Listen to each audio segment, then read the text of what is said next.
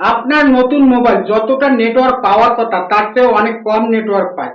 এই সমস্যা যদি আপনার মোবাইল করে থাকে, এর সমাধান কি? চলুন এর সমাধান দেখে আসি, জেনে রাখি। ভিডিওটাকে শেয়ার দিয়ে রাখুন। আপনার নতুন মোবাইল যে পরিমাণ নেটওয়ার্ক পাওয়ার কথা সেই পরিমাণ নেটওয়ার্ক যদি না পায়, তাহলে আপনি শুরুতে যাবেন সেটিংয়ে। সেটিংয়ে আসার পর এখানে দেখতে পাবেন মোবাইল নেটওয়ার্ক, এখানে ট্যাপ করবেন। আপনার মোবাইলে যে কয়টা সিম থাকবে সিম দেখতে পাবেন।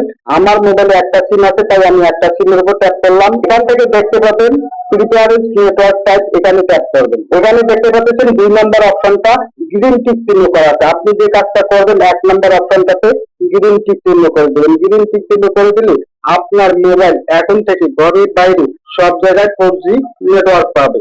আশা করি বুঝতে পেরেছেন। ভিডিওটাকে শেয়ার দিয়ে রাখুন, পরবর্তীতে দেখে দেখে কাজ করতে পারবেন। ইউটিউব থেকে দেখে থাকলে ইউটিউব চ্যানেলটাকে সাবস্ক্রাইব করে বেল বাটনটাকে অন করে